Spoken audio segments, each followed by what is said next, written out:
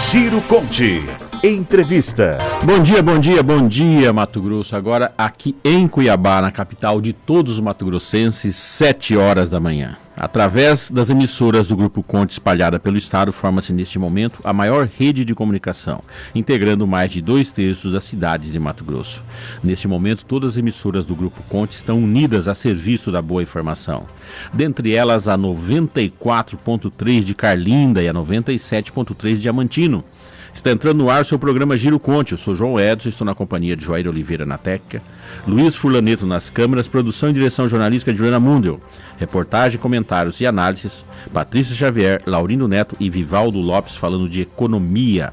Aqui na bancada, Laurindo Neto, bom dia. Bom dia, professor João Edson, bom dia, amigos da Conte, bom dia, colegas de estúdio. Juliana, bom dia. Bom dia aos colegas de estúdio, bom dia aos nossos ouvintes. Hoje, dia 31 de julho, último dia de julho de 2023.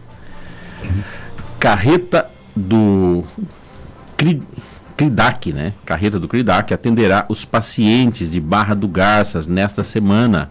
Essa é uma matéria de Patrícia Xavier. Bom dia, Patrícia. Bom dia, João. A carreta do Centro de Reabilitação Integral Dom Aquino Correia, o CRIDAC, inicia a partir desta segunda-feira, 31 de julho, os atendimentos em saúde para os pacientes em Barra do Garças. Esta ação inédita é uma parceria da Prefeitura, por meio da Secretaria de Saúde, com o Governo do Estado. Os atendimentos também são destinados para as cidades de Nova Chavantina, Ponte Branca, São Félix e Canabrava do Norte em dias específicos. A ação ela se estenderá até o dia 4 de agosto, das 8 horas ao meio-dia e de 1 hora às 5 horas da tarde. E terá o suporte dos profissionais da Unidade Básica de Saúde São Benedito. O trabalho em conjunto beneficiará os pacientes que aguardam há anos por alguns aparelhos, como muletas, bengalas, andadores, cadeiras de rodas e outros. E também haverá a triagem de pacientes que precisam de próteses, cadeiras elétricas, monoblocos e cadeiras de banho, além de coletas de sangue para suprir as necessidades da Unidade de Coleta e Transfusão de Barra do Garças. As demais bolsas de sangue coletadas serão encaminhadas para abastecer outras unidades do estado. E, João, para receber os atendimentos é por ordem de chegada. Não precisa fazer o pré-agendamento. Para o Jornal Giro Conte, Patrícia Xavier. Giro Conte. Entrevista. Agora são 7 horas e 3 minutos aqui em Cuiabá. A gente está tendo o prazer de receber aqui hoje a deputada federal Gisela Simone. Gisela, uma honra te receber aqui. Seja bem-vinda, bom dia. Bom dia, João Edson, bom dia a todos aí que ouvem a Rádio Conte. A honra é toda minha, né, de hoje estar aqui nessa condição de deputada federal, uma grande responsabilidade aí para o nosso estado, né, e estou aí à disposição para falar um pouco aí desse mandato, né? Verdade. Gisela, você está na vaga do Fábio Garcia, que agora está na Casa Civil, né? E nesse curto, é um curto espaço de tempo, né? E você tinha uma plataforma, uma das mais longas dos candidatos a deputado federal, né? Eu lembro que eu sou uma das pessoas que leio todas as propostas, né? Nesse espaço de tempo, o que vai dar para fazer lá? Como que está se chegando? Primeiro, como você foi recebida pela bancada mato-grossense? Então, realmente aí a perspectiva são de 121 dias no mandato, né? Então, fico até exatamente 4 de novembro. E nesse período eu vou levar para frente aí as bandeiras principais que divulguei em campanha, né? Muitas pessoas me conhecem como Gisela do Procon, então tenho muitas propostas na área da defesa do consumidor. Quero resgatar muito a questão da mulher, né? Do povo negro. Quero também a questão dos serviços públicos, já que sou servidora pública, né? E a recepção da bancada foi a melhor possível, assim, principalmente das mulheres, né? Nós fizemos aí agora, com a minha presença lá, nós somos metade da bancada, historicamente feminina, então foi muito bem recebida pela Coronel Fernanda, pela Amália, né? Pela Flavinha, então são mulheres aí que eu acredito que poderemos, né? Não só ser um marco em números, mas que nós poderemos sim focar naquilo que nos une e poder, quiçá, fazer uma proposta que venha ao encontro das necessidades das mulheres, não só de Mato Grosso, mas de todo o Brasil. Gisela, quero misturar justamente as duas coisas, Procon e o seu mandato. Eu tenho uma crítica em relação ao PROCON, não a sua atuação e não ao PROCON de Mato Grosso, mas o PROCON enquanto instituição, né? Que assim, é uma instituição com pessoas extremamente qualificadas, tem um custo Brasil, mas o poder do PROCON, ele chega a uma altura e fica tão limitado, né? Você tem alguma coisa, vai mexer nisso, precisa aumentar o poder decisório do PROCON para você ter melhor efeito para a sociedade. Porque a gente vê justamente, e você pode falar melhor do que eu sobre isso, justamente as grandes empresas têm hora que brinca com a legislação brasileira, né? Verdade, muito, muito bem lembrado aí essa situação, João Edson. Em 2013 nós tivemos um projeto de lei era intitulado de Projeto de Fortalecimento dos PROCONs, que na verdade ele não fortalecia em si, mas ele dava mais poderes. Sim. Porque é isso, imagina o consumidor, ele chegou lá com a sua conta de telefone, tem um serviço que ele nunca solicitou, que está cobrando, e o PROCON, mesmo constatando isso, às vezes você liga para a operadora, confirma que não solicitou, mas você não tem o poder para tirar aquela cobrança. Sim. Aí o consumidor tem que acabar ou pagando ou aguardando vir uma nova conta sem aquela cobrança, o que faz com que um serviço público, né, que é caro para o cidadão, sim, acaba se tornando até ineficiente no primeiro momento, né? Ou aquela situação de você fazer uma audiência, muitas vezes você entender quem tem o direito, mas muitas vezes você não ter como ali ter uma decisão. Então, existe esse projeto, né? Tô tirando ele da gaveta, sim, já foi uma das primeiras coisas que fiz quando cheguei lá, no sentido de descobrir onde ele estava, por que parado, né? Para que a gente possa, né? Fiz um pedido de agenda já com o novo secretário nacional da Defesa do Consumidor, para que a gente exatamente discuta essa questão, né? Um ponto que a gente sabe que ele travou lá no Congresso foi porque há uma insegurança jurídica por parte das empresas que nem sempre, né, diferente de Mato Grosso, que nós temos um corpo técnico concursado que está à frente do PROCON, em alguns estados eles são só indicações técnicas, indicações políticas.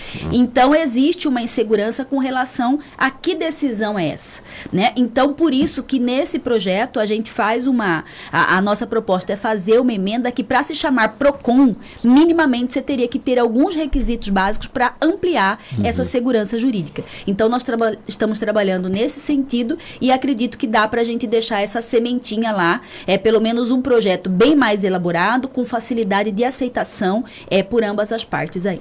Eu, por conhecer quase toda a equipe do PROCON daqui, eu achava que o Brasil inteiro tinha pessoas especialistas, porque aqui são advogados quase todos, né?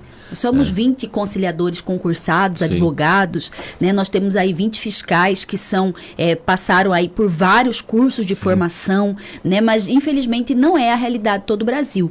Como a gente pode sentir um pouco até no interior do estado de Mato Grosso, né? Sem nenhuma demérito a nenhum município, mas às vezes não tem uma equipe completa, né? Você tem 1, 2 pessoas que atendem o município todo. Então isso depende até da cooperação do município com o governo do estado para que aquele PROCON se torne completo em termos de atendimento, conciliação e fiscalização. Deixa a gente mal acostumado, né? Eu tinha na minha mente que era assim, era padrão no Brasil essa questão, e eu não entendia porque pessoas tão capacitadas, né, ficavam limitadas em tomar decisões que muitas vezes são decisões pequenas, né? Você tá ali diante de uma ação que todo mundo entendeu que existia um erro, precisa ser corrigido e fica sem poder de correção, e possibilitando que essas grandes empresas, principalmente as multinacionais, as outras, façam o que querem, pronto. Tanto que as maiores reclamações é o quê? Telefonia, energia elétrica, água, tá, exato. Né? Exatamente essas questões, né? E inclusive aí até pegar esse gancho seu, né? Porque muitas vezes as pessoas até me questionam, dizem, você não foi vereadora, você não foi deputada estadual, por que essa tentativa sua para deputada federal, né? E a grande maioria dos problemas que chegam ao PROCON, sim, são serviços regulados pelo Poder Público Federal. Então, a decisão, a forma de resolver está lá, está no Congresso. É deputado federal ou senador. Não tem como fazer outras alterações. Mato Grosso tem 8 deputados, 4 deputadas hoje mulheres. Isso é histórico. Eu não sei se tem outro estado que atingiu isso. né? Já tivemos notícias aí que sim, mas não na atual legislatura. Sim. Nessa somos únicos. A pergunta que deve ter ocorrendo na cabeça de muitas mulheres é o seguinte: isso vai contribuir em alguma coisa para a gente além da representatividade? Vai se dar em algum projeto, lei, alguma ação, alguma questão? Vocês têm conversado isso lá? De mostrar, porque eu vejo o seguinte, Gisela, a primeira questão para a mulher começar a acreditar e votar na mulher, que é um dos problemas, né? Não é que tem que votar na mulher, é que a gente tem visto historicamente, a gente tem que ter cuidado a falar isso, tem visto historicamente que um homem e uma mulher nas mesmas condições, capacidade intelectual, honestidade, todas as coisas, a opção pelo homem é sempre maior, inclusive pelas próprias mulheres, né? Da gente trazer a igualdade na forma, inclusive, da gente pensar. Exato. Que eu acho que é mais importante, porque a gente pensa, a gente não tem que forçar para chegar a essa igualdade, mas pensar nessa condição de igualdade. O fato de ter 4 mulheres pode contribuir além só da representatividade? Eu acredito que sim, né? E isso é o diálogo que pode fazer essa diferença, né? Particularmente, eu tenho alguns projetos nesse sentido, né? Porque eu assumi, João Edson, eu tive uma sessão e aí entrou o recesso parlamentar. Então, nós estamos voltando agora, né? Amanhã não, na quarta-feira já tem uma reunião da bancada de Mato Grosso. É o momento que vou fazer o convite aí para as demais deputadas para que a gente possa sentar. Mas algo que me acompanha durante toda a minha jornada, e acredito que de muitas mulheres, vejam que nós mulheres, nós temos uma vocação para o cuidar. Né? Então a gente cuida da casa, a gente cuida dos pais, dos avós, dos filhos, da família como um todo, né? E isso tem feito com que a mulher se desdobre numa dupla, tripla jornada. Então eu penso que falar que o poder público tem que pagar isso não dá diretamente, mas eu acredito que isso pode, por exemplo, ser uma diminuição no tempo de aposentadoria da mulher. Já existiram alguns estudos nesse sentido, mas talvez até por falta dessa representatividade, isso não foi para frente no Brasil. Então, eu estou resgatando isso também. Quando eu falo eu estou resgatando isso, o que é importante, né, o cidadão que está nos ouvindo analisar aqui? No Congresso, às vezes você chega, você acha que você tem todas as melhores ideias do mundo, mas já teve alguém que teve aquelas ideias. Então, a gente precisa fazer essa pesquisa, verificar o que já tem, né? Muitas vezes tem algo muito parecido que você pega uma relatoria de um projeto como esse para poder dar continuidade, né? Então, nesse contexto. Então, nós vamos trabalhar um pouco nesse sentido, mas como nós temos aí muitas vezes até perfil das mulheres que estão na bancada bastante diferente, né? É importante que algo que surja de todas, né? No sentido de não parecer uma bandeira que seja só uma bandeira, entre aspas, feminista, como alguns chamam, mas que atenda a todas as mulheres de Mato Grosso e do Brasil, né? Além de dizer de outras pautas que hoje estão paradas, né? Eu conversava com a senadora Margarete Busetti e ela me falava que a cirurgia reparadora de mama mesmo é um projeto de lei que tenta colocar para votação, mas nunca é uma prioridade, né? E o quanto isso impacta na vida de uma mulher que teve câncer, que, né, teve a mama aí, que perdeu a mama. Então, quer dizer, algo que já deveria ser lei até no nosso país, mas muitas vezes por não ter mulheres ali no comando, no decisório, isso não vai para frente. A senhora encontra receptividade nas outras parlamentares, especificamente nas deputadas? Eu digo isso porque nenhuma delas se elegeu com bandeiras femininas, para não usar a palavra feminista. Então, a senhora encontra, e a senhora, logo que assumiu, já falou em resgatar algumas pautas femininas como esta. A senhora encontra receptividade nas deputadas que estão lá? Deputado, emendando essa pergunta de Juliana, acho que tem tudo a ver aqui. A senhora não acha que falta um pouco de unidade nessa bancada de mulheres na Câmara? Porque, veja bem, são pautas que independem de ideologia. A senhora não acha que está muito polarizado, se no direito ou de esquerda, enquanto pautas como essa não vão para frente? Assim, eu não tenho como avaliar ainda, porque eu estou chegando, né? E pegou um recesso, né? Peguei um recesso parlamentar. Mas as entrevistas, por exemplo, eu li ontem uma entrevista da Coronel Fernanda que eu fiquei muito feliz, quando ela disse que nós vamos sentar, nós vamos aí ver algo que seja, sim, a favor das mulheres, né? A primeira pessoa, o primeiro deputado que me saudou a chegada lá foi a Amália. Então, eu vejo que há, sim, essa possibilidade dessa união, e juntas a gente vai fazer um bom trabalho. Eu acho que seria interessante sair dessa... A campanha acabou, né? Faz a campanha tempo, é só daqui um tempo, né? Ter essa coisa mais pró-Mato Grosso e pró as camadas sociais, representatividade, do que ficar fechado nesse... Deputada, na semana, acho que alguns dias atrás, o IBGE divulgou alguns números com relação ao último censo. Né? Parece que mais de 1.300.000 pessoas declararam quilombolas no Brasil. Essas pessoas vivem em mais ou menos 1.600 municípios, um pouquinho mais que isso. Mais de 60% dessas pessoas vivem na região Nordeste. Em torno de 4% de toda essa comunidade, somente 4% tem hoje o seu registro, né, de terra, tem a titulação de onde eles moram.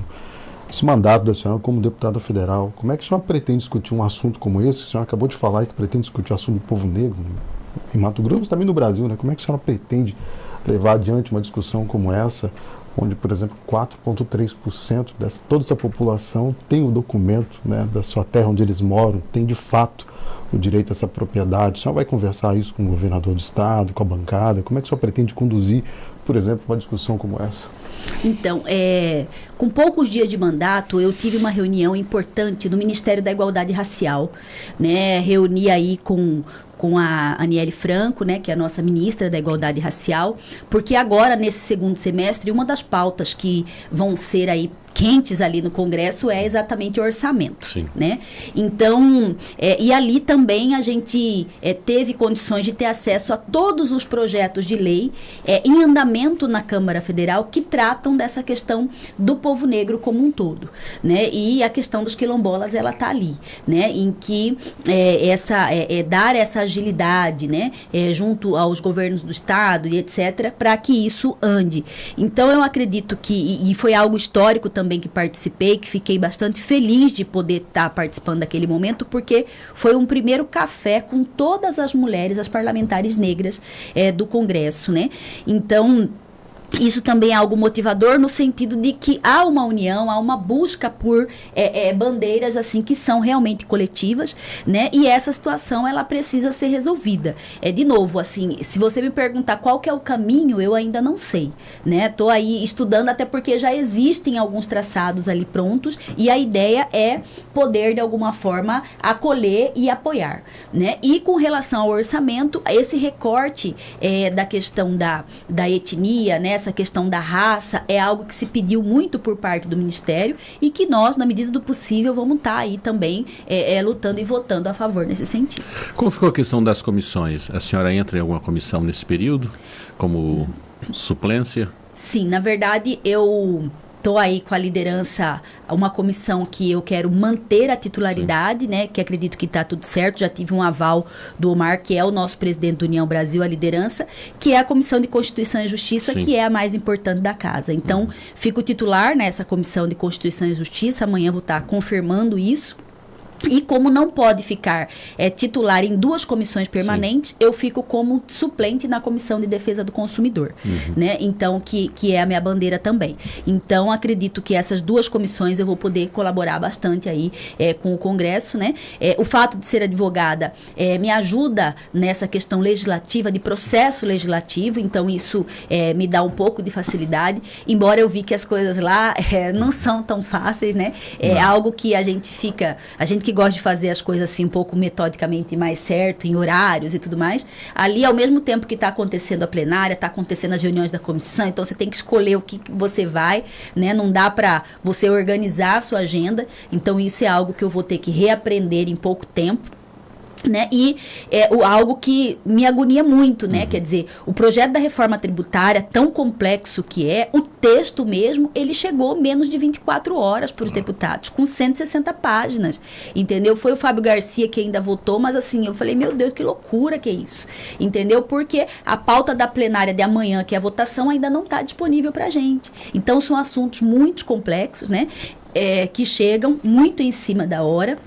Então, você tem que ter uma assessoria boa para te ajudar a ler ao mesmo tempo tudo isso, te dar um pouco de alerta com relação aos principais pontos dessa votação. E aí eu fico imaginando, às vezes, assim, quem sequer, às vezes, né, fez um curso de Direito, por exemplo, e não sabe que contexto que isso está na legislação brasileira. Então, é bem complicado, é desafiador, mas que nós estamos aí imbuídos aí 24 horas para tentar dar o nosso melhor. Eu tive um amigo, deputado federal, que ele sempre dizia o seguinte: se você quiser ser um bom deputado federal, você tem que ser 5 estar em 5 lugares ao mesmo tempo, mas estar livre para percorrer os 5. Exato. Ou seja, tem que ter uma assessoria, tá? E quando chega como suplente, sempre você pega a parte, não tem tempo de montar essa equipe, né? Então a dificuldade ela se torna um pouquinho maior nessa. Um pouquinho maior, né, mas é desafiador, né? E eu, assim, entrei com o coração muito aberto no sentido de fazer o que é melhor para Mato Grosso, independente das correntes ideológicas. Então, por exemplo, se ter uma ideia, tinha emenda do deputado Leonardo Parada lá, eu já fui no Ministério da Saúde para brigar pelo município lá de Araputanga, que estava precisando disso. Então, independente de quem vai ser, levar os louros, por isso eu acredito que Mato Grosso precisa de um agente político que esteja aberto para todos aí.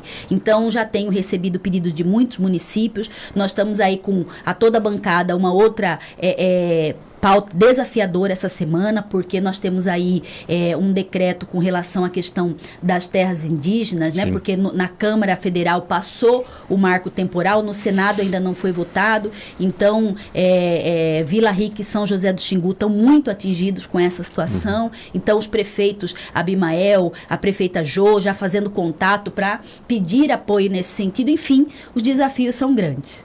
É verdade. 7h20, estamos conversando com a deputada federal Gisela Simona, né? Gisela, dentro desse escopo aí, hoje inclusive queria dizer, é o dia, nós falamos aqui antes, vou voltar a repetir, o dia da mulher africana, né? O Neto falou nesse assunto e voltamos. A questão do quilombola e a questão afro em Mato Grosso, a gente faz de conta que não tem. E, na verdade, existe um impacto muito grande, faz de conta que não tem, porque nunca tiveram um representante. O máximo consegue um município ali, um vereador. Você pretende aprofundar nessa bandeira e ir para esse campo? Então, inclusive na última semana também, o dia 25 de julho, né? Nós estamos hoje, é o último dia do mês de julho, e o julho é considerado o julho das pretas, né? Porque nós temos no dia 25 a comemoração do Dia Internacional da Mulher Negra, Latino-Americana e Caribenha, né? E eu estive, né, no nosso reduto ali, que é Vila Bela da Santíssima Trindade, né? A convite das mulheres, né? Exatamente com toda uma pauta aí voltada para a questão de políticas públicas que podem ser desenvolvidas no estado de Mato Grosso, né? E vieram representantes também de Brasília, porque nós estamos na terra de Teresa de Benguela, né? Da nossa rainha Teresa, né? Que tem toda essa representatividade de força, e nós temos um estado em que é bastante difícil ainda você avançar nessas pautas. Então eu acredito que a gente tem feito reuniões nesse sentido, me coloquei à disposição também, tem o CEPIR, que é o Conselho, né, Estadual aí de Políticas Públicas da Igualdade Racial também. Então, assim, na medida que as demandas vão chegando, nós vamos estar nos apropriando delas, sim, para poder, né, dentro do tempo que nos é permitido, ter essa representatividade. Que bom. Gisela, uma honra tê-la aqui. A gente deseja todo sucesso lá para você, né?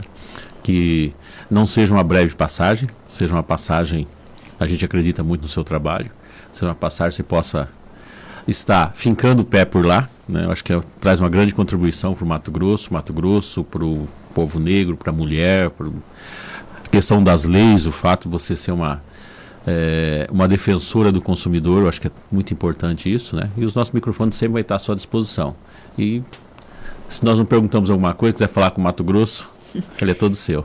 Eu agradeço a oportunidade de estar aqui, né? Pedir aí à população de Mato Grosso que nos acompanhe, sim, pelas redes sociais. O meu Instagram é Gisela Simona Oficial. Ali a gente está colocando diariamente as pautas que estão envolvidas no Congresso. Ali já recebi vários feedbacks bacana, inclusive ingressei na frente parlamentar do SUS, que vai ser aberta, lançada amanhã em Brasília, a pedido, né, de muitos servidores públicos aí. Também vou fazer um trabalho aí com a questão dos servidores do Ministério do Trabalho, que já me procuraram aqui de Mato Grosso, né, no sentido de algumas audiências públicas que vão acontecer em Brasília nesse sentido. Enfim, nós estamos aí querendo fazer esse mandato participativo, né, e as pessoas podem aí me acionar pelos canais possíveis, tá? Meu muito obrigada a vocês pela receptividade positiva de sempre, né? E nos colocar à disposição também. E queria agradecer, está aqui também Sandra Carvalho. É uma honra para a gente ter você aqui na nossa... Bem assessorada, né? Bem assessorado, muito bem assessorado, né? Sou admirador, seu admirador, Sandra. Muito obrigado. Giro Conte.